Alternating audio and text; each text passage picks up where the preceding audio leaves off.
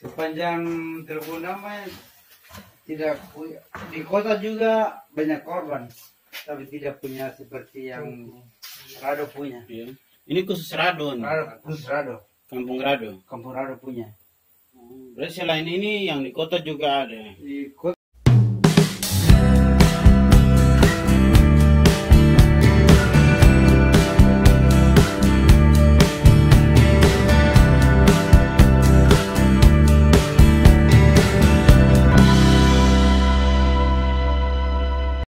Hai guys, kita sementara menuju Tugu Banjir Bandang Kabupaten Wasor 2010. Nah, ini tugunya kuburan. Kita akan langsung berbincang-bincang dengan penduduk asli setempat di sini. Halo guys, oke sip sini.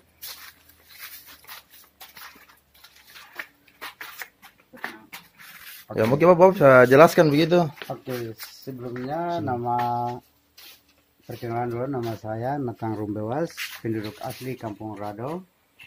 Pas salah satu masyarakat yang kena dampak waktu tahun 2010 banjir bandang itu.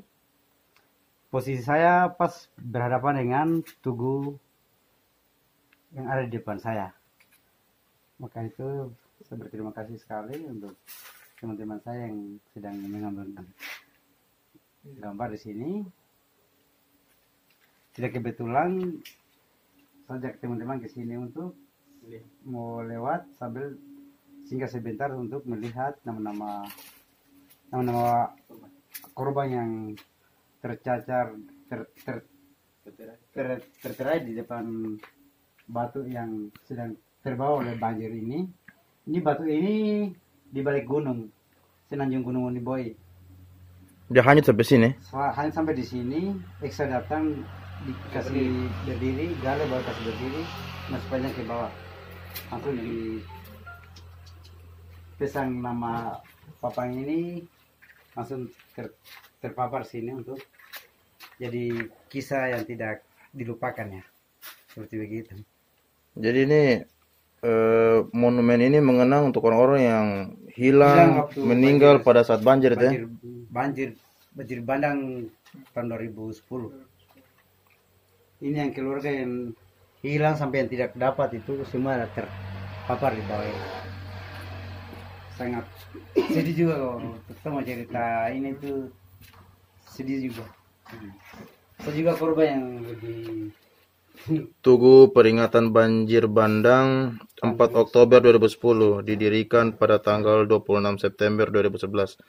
Oh jadi monumen ini dong kasih berdiri 2011 26 September ya? Ya.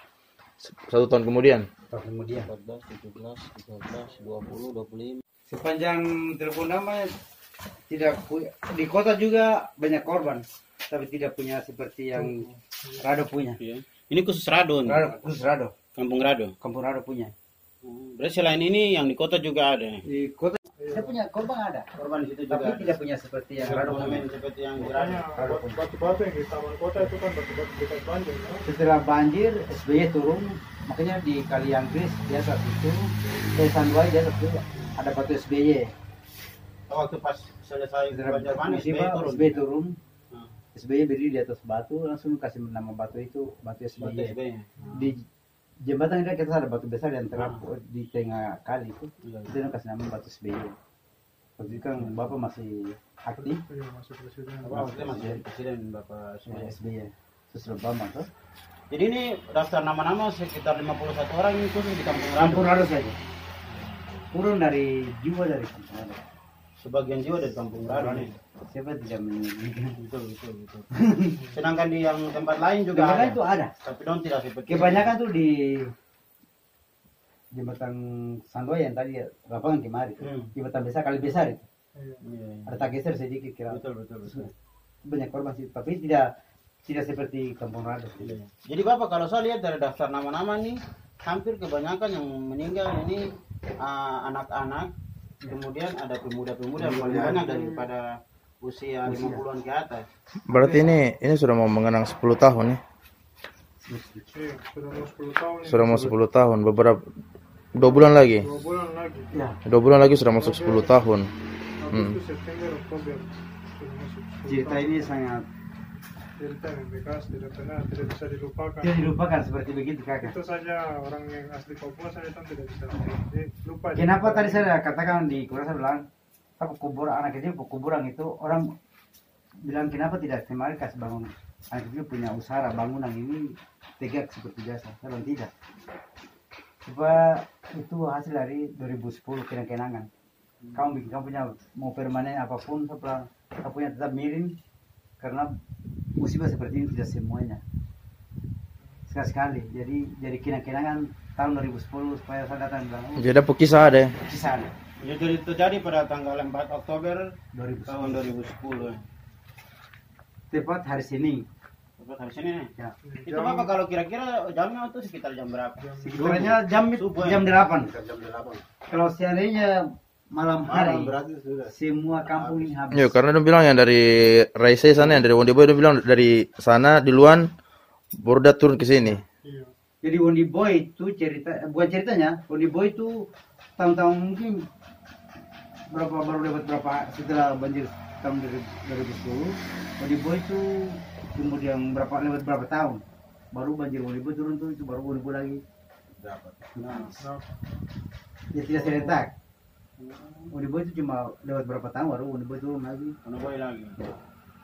Berarti Wasior pertama baru. Wasior pertama baru. Baru Wondiboy tahun berikutnya. Lewat berapa? Kira-kira bukan kira-kira tapi lewat 2 tahun lah. 2 tahun. Ini saja Lewat 2 tahun. 3 tahun. Baru Wondiboy itu cuma kali kecil saja. Itu mau lihat dia punya kalinya. Tapi gitu kan tidak. Kemudian juga mungkin. Memang waktu itu bencana mah deket ini karena kebetulan pas kampung di bawah gunung ya. Daerah ini kan di bawah Memang kakak seperti begitu. Posisi terletaknya Kampung Rado ini ada di mulut air. Kalau menurut prediksi saya, toh itu memang Pantai Gunung kan dekat. Jadi begitu banjir dari gunung ke laut kan dia mulai pecah, dia buka, dia mulai begini. Nah, sekarang tuh punya posisi kampung kan di dekat gunung, Celah gunung. Jadi awal-awalnya banjir kas turun kai-kai itu tumpuk di darat karena mungkin rencana Tuhan atau tidak tahu ya. Tumpuk di atas baru mulai air lari ke utara, air lari ke utara, lari ke selatan. Jadi dari situ langsung ada picture dari situ. Sini mulai kering. Jadi bukan ke kiri ke kanan mulai deras, tengah-tengah sini kering. Kosong. Kering itu setelah itu tumpukan kayak lotong itu dia mulai tabongkar sekali. Kemarin taprok di jembatan yang bangunan jembatan yang sini kali besar ini. Karena ada punya busmen di tengah sehingga kayak mata pakai sudah kali mulai meluap kiri kanan. Tapi tidak banyak ke sana atau banyak ke sini yang sasaran. Ke daerah rumah sasaran. Dari sini kemarin kagak. Depan rumah satu rumah dua bangunan rumah yang sini, kantor kamu sini, setelah kantor kamu ke laut, Sekolah atas sini. yo. Ini aset pemerintah. Aset pemerintah yang mulai sini kita tanah ini tanah aset pemerintah. Bangunan sekolah sampai postus sampai semua kantor kampung sini. Makanya karena tanah pemerintah makanya orang bangun barangnya di sini. Setelah itu salah begini rumah ada begini bangunan kantor kampung semua ke laut terapung air hangat. Batu yang besar-besar ini terapung. Ada tubir laut. Ada sampai sekarang. Ada batu besar yang tinggi rumah ini ada di tubir. Kayu-kayu juga masih ada. Ada itu terapung. Tapi di pinggir rumah sekarang begini barang hari ini Kampung Rado yang hanyut. Bisa batu besar begini yang tinggal di laut. Sedangkan pinggir pelabuhan Saya suruh macet kemarin beri. Ini cuma amankan diri itu bangunan lama yang udah bongkar. Gereja lama yang udah bongkar. Bagian belakang. Bangunan gereja itu hanyut semua, dia retak ke bawah. Yang aman kan cuma mimbar di kamar pastor. Posisi sekali dari sini ke laut pas pohon bambu kan begini. Harus kan dari sini. Ya semua sampah-sampah kotoran itu kan kumpul di situ. Dari sini. Ke laut di pohon bambu, sagu, ke laut terjepit sudah saja terjepit di pohon sagu besar. Posisi kaki begini, kepala begini. Bisa nggak pasti begini itu saja. sudah mati saya. Tapi anak gue yang tua selamat. Selamat, dia di pohon mangga baru dia pulang. Dia semenangis, dia langsung baca semangat. Dia setelah lihat om lagi. Sudah, terlibat sini tak boleh pohon sukun besar sih, tak bisa situ. Berlumpur tutup semua. Lumpur saja berdiri Tidak baku kenal. Ini banjir lumpur Banjir lumpur, tidak baku kenal. Tinggal kibat Lumpur tinggi sekali, Mbak. Tapi memang bapak semati. Setelah kita kembali ke macam dengan anak kecil dua baca semati. Terlibat di pohon bambu ini hampir 2 menit, 2-3 ya. Masa pantai mau kan? Tapi saya bilang begini, pasti Tuhan tidak bilang sama hati. Perhari dengan kita tuh tumpukan bambu, kayu ke bawah, Semakin tumpuk. Masih di atas. semakin tumpuk. Saya bilang, Tuhan bilang hati sama hati. Saya jadi saksi hidup. Ini pohon sagu besar baru kaki posisi begini, kepala badan begini. Jadi posisi begini. Tapi saya sebut nama Tuhan, dia langsung tiba-tiba ada celah harus dirusak ke atas. Jadi sebentar om dalam air. Dalam air, bertumpukan kayu di atas. Terus tiba-tiba celah macam dulu dari bawah ke atas. Hati baru ini pergelang ini dia sejalan. Terlepas Saya sebut nama Tuhan saja. 3 kali salah. Tidak satu Tuhan bilang saya mati tidak. Saya jadi saksi hidup. Ya, langsung timbul ke atas langsung teman satu merah hanya ikut arus kemarin kawan bantu saya dan tidak bisa. Sekarang ini itu terasa bantu. Sudah pakai tangan siku ini saja untuk pakai klem di batang kayu hanyut. Ini sudah terus bergerak karena sudah terlepas semua. Kaki terus bergerak. Terus terbisa. Mati rasa ya? Terlepas semua kakak. Sampai ditubir. Ada bapak guru yang semi yang punya rumah sebelah ini. Apa tadi dia? Bapak aku bantu saya. Sekarang kita begini jadi kulit. Tempat mana yang aku bisa sandar, amankan diri, kau makan diri. Sekarang saya ada jalan cari ada orang. Itu dari situ mereka pakai lotus mau menyeberang ke sebelah harus dari sana kemarin buang lagi kayu toki di dalam langsung lautan. Sudah ke lautan itu kering kan sudah tidak berfungsi. Bisa bergerak. Dengan tangan saja. Tangan saja yang pakai daya. Lautan dapat jepit dengan kayu sepanggal sampai di Tanjung sana sudah. Tapi di Tanjung ya? Di Tanjung putar sudah terpapar. Pasti harus sama mati. Ya, jam berapa pagi? Lebih pagi toh. Kakak dari situ pinggir mamanya ke tubir itu sangat jauh. Mungkin berapa lebih dari 500 meter itu. Gelombang itu begini. Kan pas dengan angin hujan tuh. Bukan gelombang angin dari laut. Gelombang banjir. Gelombang banjir. Begini. Bukulah dari belakang itu kayu itu ini kayak gunung, bukan kayak sembarang yang air angkat ini. Jadi mobil Kayu besi lah, kayu apa Kayu lah. besi beringin sampai yang model bilang batu sampai kayu semua turun situ kan. batu saja batu yang lebih besar dari ini terapun ada di Kayak tubir. gulung naga saya di kulit air di atas. Posisi hayat itu di samping sok punya rumah itu. Jadi memang dia turun itu mau bangunan ke mau apa dikasih kayu. Karena posisinya jembatan ini tak prop. Iya. Jadi Karena ada abutmen di tengah toh. dia melimpak ke Jadi harus lembab dia tabung ke sini. buang ke kiri kanan. Sini kan dia punya posisi turun sini. Sudah sini tuh dua bangunan sini tuh hanyut. Sudah ternyata manusianya ikut hanyut.